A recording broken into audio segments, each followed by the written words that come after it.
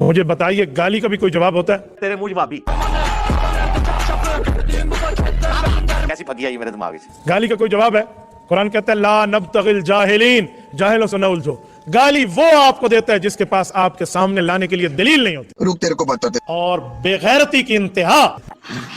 बेटा तू भी शुक्र कर कि तू उस वक्त नहीं था, वरना पैगंबर के सहाबा का तुम्हें एक आवाज सुनने को मिलती, तुम्हारी टट्टी निकल जाती। उन पता लगा बच्चू जी। यही नहीं, अभी और सुनिए। तो जो मौलाना को गालियां देता है ये दलाइल से आजिज लोग हैं, और आजिज बेवकूफ बेचारे के साथ रुस्तम जैसा पहलवान नहीं लड़ा करता। रुको जरा, सबर करो। मैं भी इसे कहता हूँ शुक्र करो उस वक्त मैं तेरे सामने नहीं हूँ, वरना मैं तुम्हें बताता कि तुम निकले कहां से हो और तुम्हें मैं घुसाता कहां हूं जहां से तुम आए हो। हाय हाय, देखे ना कितनी प्यारी लैंग्वेज यूज की। आगे जाए खाएगा, क्लास 4 समझ के माफ कर दे, जाने दो बाबा, जाने दो, कोई नहीं प्रॉब्लम। छड्डा गानी इंशाअल्लाह ताला। तो गाली वो देते हैं, गाली नहीं दलील लाओ। अबे साले, Is this nigga serious? मेरे मुकाबले में कोई गाली लाता है, कोई धमकी लाता है, कोई धौंस लाता है, तो इसका मतलब है कि वो दलाइल से आ रही है जैसे गधा सिंगों से आ रही है। दूसरे ने तो चुप के रख दो ते आप तुसी काम पाओ ते तानू छड़ दईए सी ना। कुछ लोग शायद आपको कहें कि मौलवी ने ऐसे गल कर देती है, और हमने अच्छी भली इस मिर्जा की मंजी ठोकी है, ऐ भी फजूल। क्योंकि मिर्जा साहब अपनी बाउंड्री को क्रॉस कर चुके हैं। एक फुल टॉस मिली है तो एक छक्का मारा जाए बाउंड्री से बाहर। मिर्जा की वो हैसियत नहीं है जिस हैसियत में ये जुमला कह रहा है। Are you comedy me? मैं समझता था कि ये सिविल इंजीनियर है, ये तो इलेक्ट्रिकल का इंजीनियर है।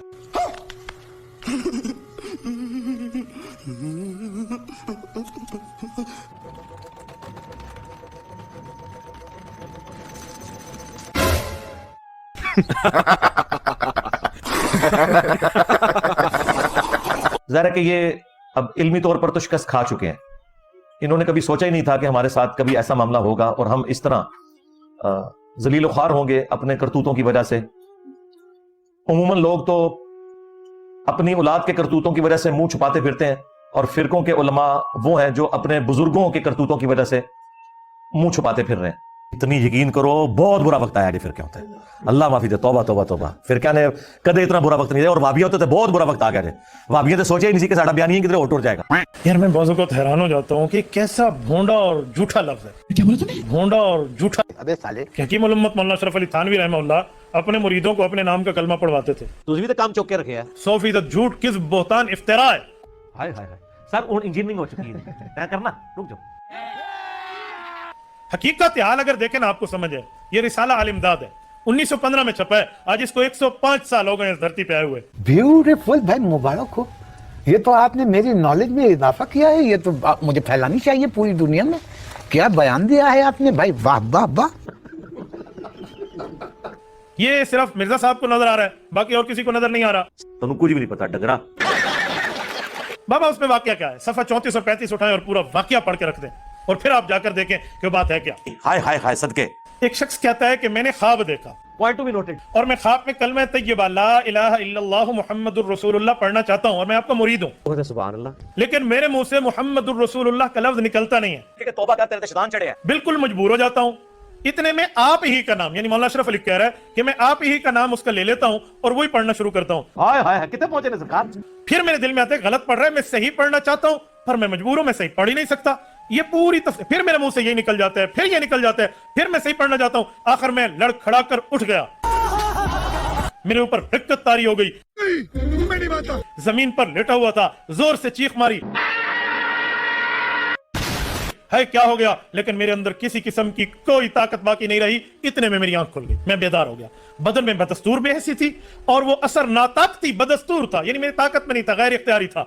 अग्गे टूरो, और मेरे ऊपर मौजूद था, और मुझे बार बार ये ख्याल आ रहा था कि बेदारी में हुजूर पाक अलैहिस्सलाम का ख्याल, हुजूर की जगह मुझे हुजूर यानी हजरत अशरफ अली थानवी का ख्याल आ रहा है, और बेदारी में कलमा शरीफ पढ़ने गलती पर ख्याल आया, तो मैंने कहा सही पढ़ूं, मैं सही पढ़ना चाहता हूं। फिर मेरे मुंह से बेइख्तियार ये निकलता है, फिर अल्लाहुम्मा सल्ली अला सय्यदिना व नबिय्यिना व मौलाना अशरफ अली।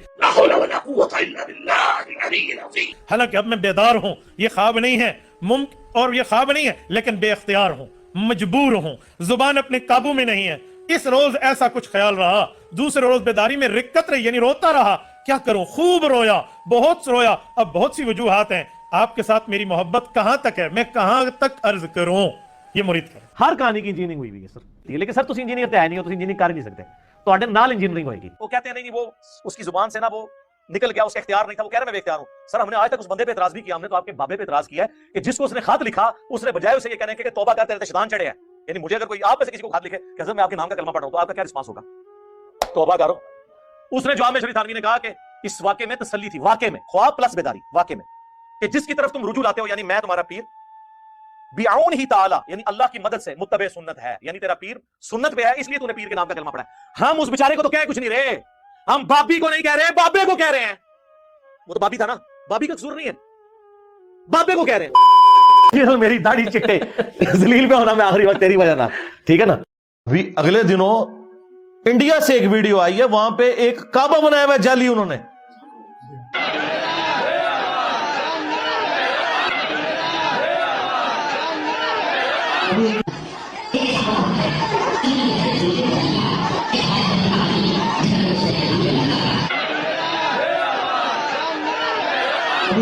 ये सरकार की बारगाह है। ये काबा जैसे गिलाफ काबा में चढ़ा हुआ है, उसी तरीके से यहाँ पे भी चढ़ा हुआ है।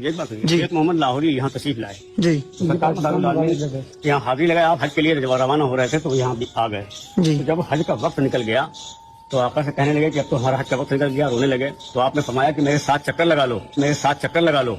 शेख मोहम्मद लाहौरी ने 7 चक्कर लगाए तो कह रहे हैं कि मैं काबे में घूम रहा हूँ, तो कह रहे हैं कि मैं काबे में घूम रहा हूँ। तो इसलिए घूमा जाता है यहाँ, तो इसलिए घूमा जाता है यहाँ। हाजतमंदान जितने भी आते हैं बस यहीं से हाथ उठा करके दुआ मांगते हैं। अदब से, अच्छा यहाँ पे अदब से झुक के लोग जाते हैं। बाबा की क्या करामत है? आपके चेहरे मुबारक पे 7 नकाब पड़े रहते थे। एक भी अगर वो जाता था तो चरिंद परिंद यानी पेड़ पौधे शजर राजर सब सजदा रेज हो जाते। एक भी अगर वो जाता था तो चरिंद परिंद यानी पेड़ पौधे शजर राजर सब सजदा रेज हो जाते। वैसे दुनिया में मुख्तलिफ जगह पे